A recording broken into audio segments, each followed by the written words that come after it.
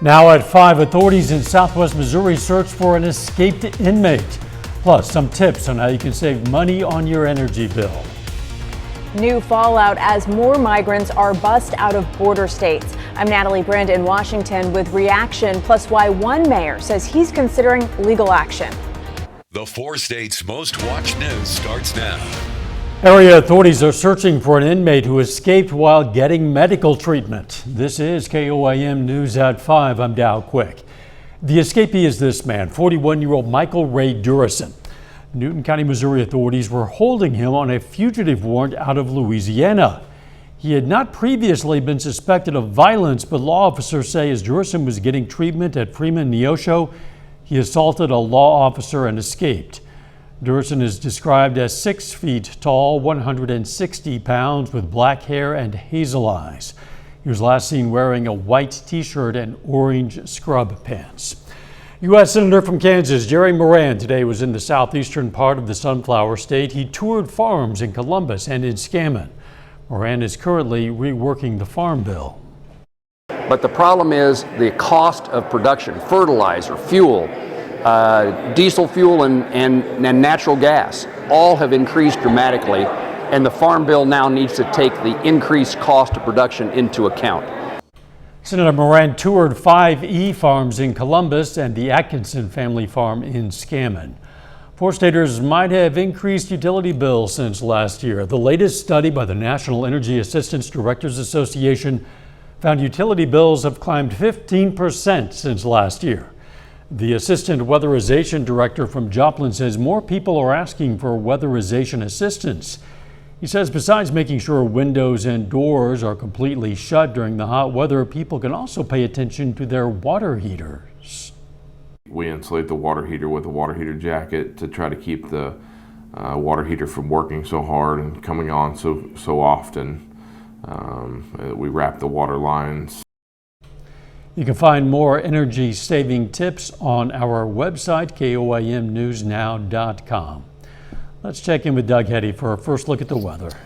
Yeah, and of course, with energy savings, it doesn't help that it's been so hot this summer. And of course, it's been heating back up over the past couple days. Saturday, we were 93, 97 yesterday, 97 today. The heat is going to stick around at least the next couple days. And look how hot it is. This is the second half of September. We should not be well into the 90s, pushing 100 degrees. Chanute at 196, and Veneta Anderson is sitting at about 94 degrees. There's not much going on. We have pretty much clear skies. That's what we're going to see as we go through the evening. We'll drop back through the 90s into the 80s, eventually down to about 72 later on tonight. But record highs continue. We do get a brief relief from the heat on Thursday, a few rain chances. We'll look at that here in just a bit.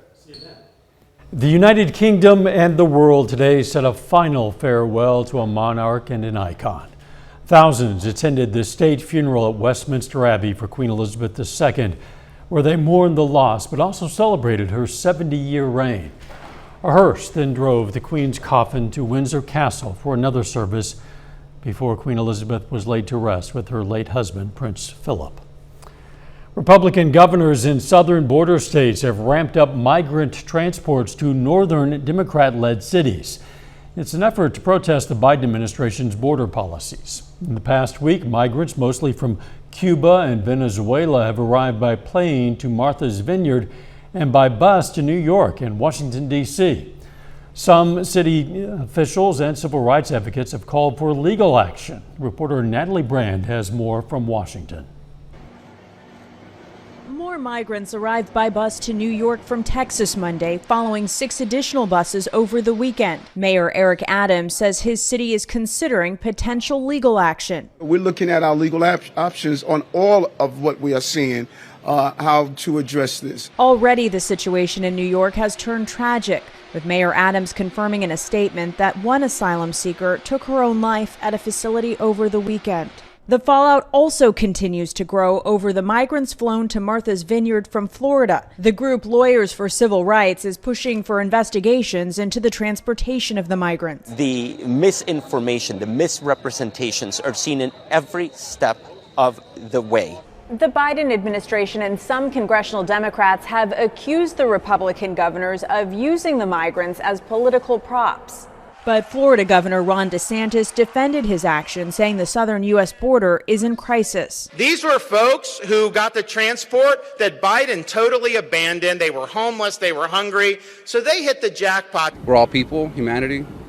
Yeah, politics aside, it's just there's people out here that need stuff. Volunteers are stepping up to fulfill some migrants' needs as both Republican and Democratic lawmakers acknowledge solutions are also needed at the border. U.S. Customs and Border Protection expects to apprehend more than 2 million migrants along the U.S.-Mexico border this year, which would set an all-time high. Natalie Brandt, CBS News, Washington. Collectively, the Republican governors of Arizona, Florida, and Texas have transported roughly 13,000 migrants to Democratic-led cities. That's according to state representatives, costing their states millions of dollars. In an interview with 60 Minutes, President Biden appeared to change U.S. foreign policy toward Taiwan. The official policy is that the U.S. recognizes Taiwan as a part of China, but remains silent on whether the U.S. military would defend the Democratic government there. During the interview, the president said the U.S. would defend the island if it was attacked. The White House later said the official policy remains the same, but China's foreign ministry denounced the interview. Still ahead, a possible tax break for some drivers.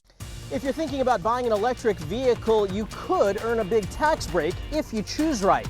I'm Michael George with which cars may qualify and which ones may not. And next in Health Watch, how a new treatment could help people battling long COVID.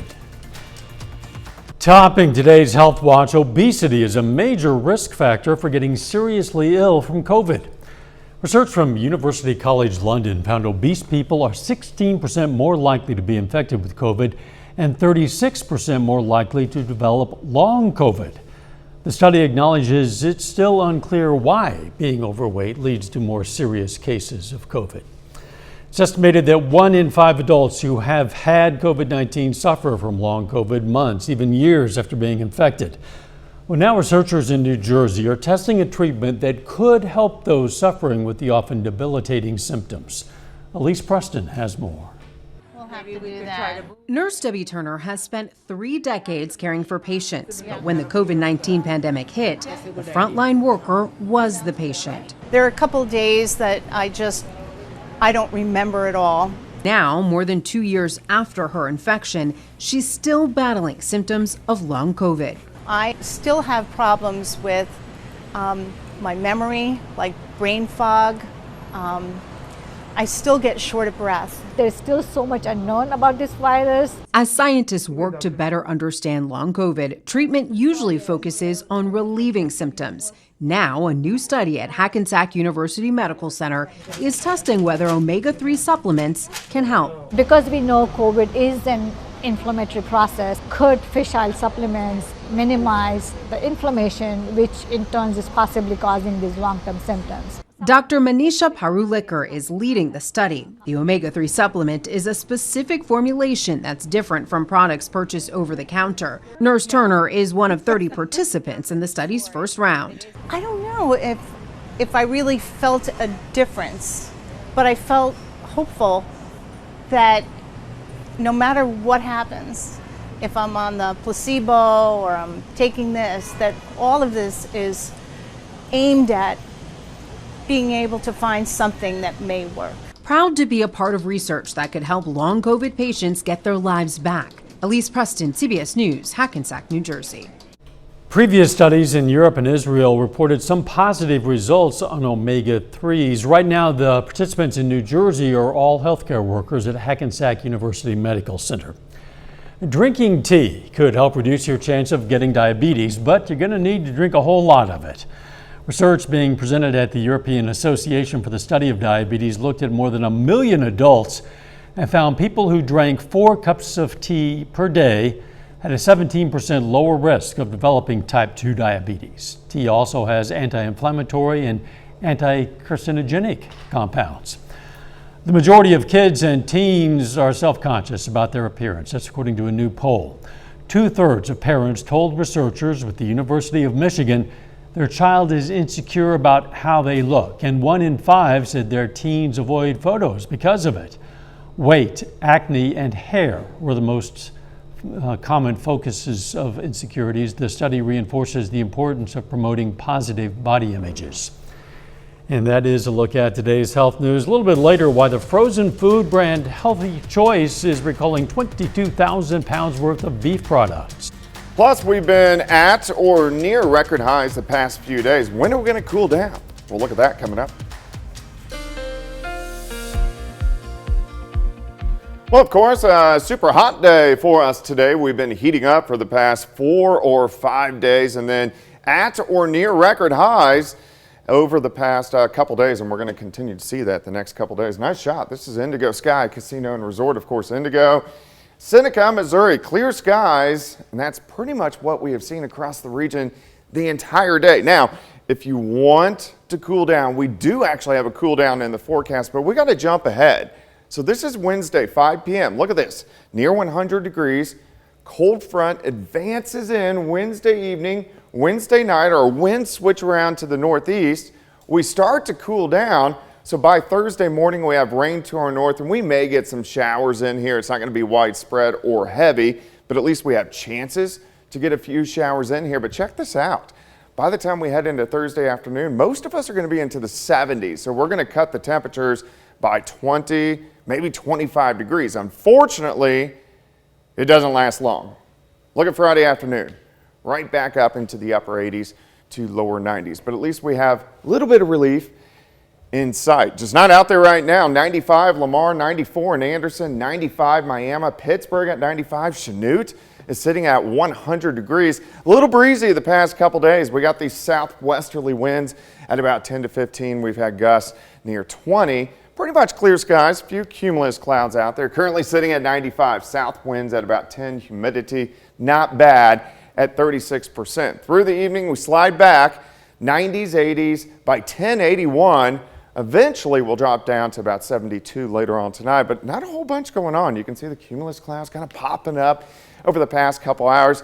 Central Plains, clear, and this is all due to this big dome of high pressure that's centered almost right on top of us. So until that breaks down, we're just not going to see much in the way of changes for us over the next couple days. So let's step through the next 2 days. By midnight, upper 70s. Early in the morning, clear skies, lower 70s, so a very mild night. As we go through the morning hours, we warm back into lower 90s, and then by afternoon, again, upper 90s to near 100, 97 in Stockton, 98 in Miami, 101 in Parsons, 100 in Chanute. So very similar to what we have seen today. Tomorrow night into Wednesday morning, we drop back lower 70s once again, and then here comes the heat again. Wednesday afternoon, upper 90s to near 100 degrees. Now, as that front gets closer, we may see a few random showers trying to fire off by Wednesday evening into Wednesday night, and then those chances lasting into Saturday or Thursday morning as that cooler air starts to work in a little bit more. All right, 74 in the morning, 93 by noon, 96 by 5, high temp of 98. Tomorrow afternoon, the record high is 99, so we're going to make a run at it. 98 again on Wednesday. Record high on Wednesday is 95. First day of fall, at least it's going to feel like it on Thursday, 77, some morning showers, and then the heat right back in Friday, Saturday, back down Sunday and Monday. We're hitting that time of the year where we get back on that roller coaster ride once again. It's interesting that the lowest point in that roller coaster coincides with the first day of fall. Hey, we're getting lucky on that one. I guess so. Thanks, Doug. Hurricane Fiona unleashed fury on the Dominican Republic after knocking out power across Puerto Rico. More than 1 million people in Puerto Rico were without power today. It could take several days to fully restore electricity in that U.S. territory, which is still recovering from Hurricane Maria back in 2017. Coming up, how some electric vehicle owners can get a tax break. First, though, we honor a local Civil War veteran. James Archer served in the Union Army in 1864 and 65. His hometown, Tennessee Prairie, Kansas, and we salute Sergeant James Archer, a four-state hero. Topping today's Consumer Watch, in his 60 Minutes interview, President Biden said he believes the U.S. can head off a recession by continuing to grow the economy. Asked about last week's report that annual consumer inflation stood at a 4-decade high of 8.3%, the president said inflation hasn't spiked in the last several months while energy prices have declined. President Biden said he does not think the economy is going to get worse before it gets better. A Texas-based frozen food storage and repackaging facility is recalling more than 22,000 pounds of frozen beef products. The USDA says the products packaged under the Healthy Choice brand are labeled as Korean-style beef, but contain a chicken, sausage, and pepper product, which includes milk. But milk is not declared on the label. The items were shipped to retail locations nationwide. Demand for electric vehicles is skyrocketing, especially after a new federal law offering a big tax credit.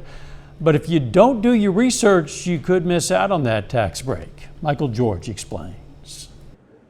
Going green may save some green. Under a new federal law, buying a plug-in hybrid or fully electric vehicle could earn you a tax credit up to $7,500, but not so fast. Those qualifications depend on the car, they depend on the buyer's income, they depend on where the car is made and where even some of the parts of the car were made. Keith Berry with Consumer Reports says the tax break rules can be confusing. So Keith, we've got 6 electric vehicles here. Which of these qualify for the tax credit? Well, let's see. This one here, not made in North America, so it doesn't qualify. This one, it might in 2023. We're still waiting to find out. This one here, too expensive, doesn't qualify. This one, again, might in 2023. We don't know yet. This one's way too expensive. And that one down there, not made in North America. So right now, none of them qualify. At the Consumer Reports test track in Colchester, Connecticut, we took a ride in Hyundai's all-electric Ioniq 5 with engineer Alex Nizick. And it also drives really well. The handling is really good. Yeah, I can feel it right now. It's really smooth on these turns. That's right. But this car also won't earn you a tax break. The federal government put out a list of vehicles that may qualify, including the 2022 Jeep Grand Cherokee plug-in hybrid and the 2022 Ford Mustang Mach-E. But the rules could change before the credit takes effect next year. So if you're on the fence, I'd postpone my buying decisions until I found out whether it actually did qualify or not. Experts also say the tax break shouldn't be the only factor if you're in the market for an EV. Michael George, CBS News, Colchester, Connecticut. Many states also offer tax credits and other incentives for eco-friendly vehicles. You can find a link on this story on our website, KOAMnewsnow.com. Fans of Ruth Bader Ginsburg snapped up a long list of memorabilia and personal belongings of the late Supreme Court Justice in an online auction. This collared necklace featuring round glass beads sold for nearly $176,000. In an interview, Ginsburg once said judicial robes were designed for men, and she needed to find a way to make them more fitting for a woman. Also, this wooden gavel and block sold for more than $20,000. Overall, more than $500,000 was raised to benefit SOS Children's Villages, which supports vulnerable children around the world. A final check of the forecast next.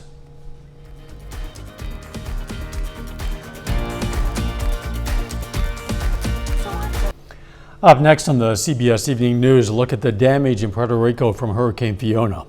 Then on KOAM News at 6, we're going to have more tips on saving energy during this lingering heat. Plus, some Joplin school bus routes have been late several times already this year. The district tells us why. And an iconic Joplin statue is relocated to a new home. Stay with us for the CBS Evening News and then KOAM News at 6. Be the first to see breaking news, weather, and sports. Download the KOAM News app. It's available free of charge in the Apple App Store and the Google Play Store. All you have to do is search for KOAM News app. We're going to get a bit of a reprieve from the heat, but not long. And in the meantime, we're going to deal with some more potentially record-breaking heat. Yeah, upper 90s for us today, and that's what we're going to see tomorrow and then again on Wednesday. And this is even above normal for late July. So, I mean, it's definitely hot. And then we get a little bit of a cool down on Thursday, and then it heats back up as we head into the weekend. Hot, hot, hot. Yep. Thanks for joining us. The CBS Evening News is next. And of course, we're going to be right back here for KOAM News at 6. We'll see you then. Let's make it a great evening.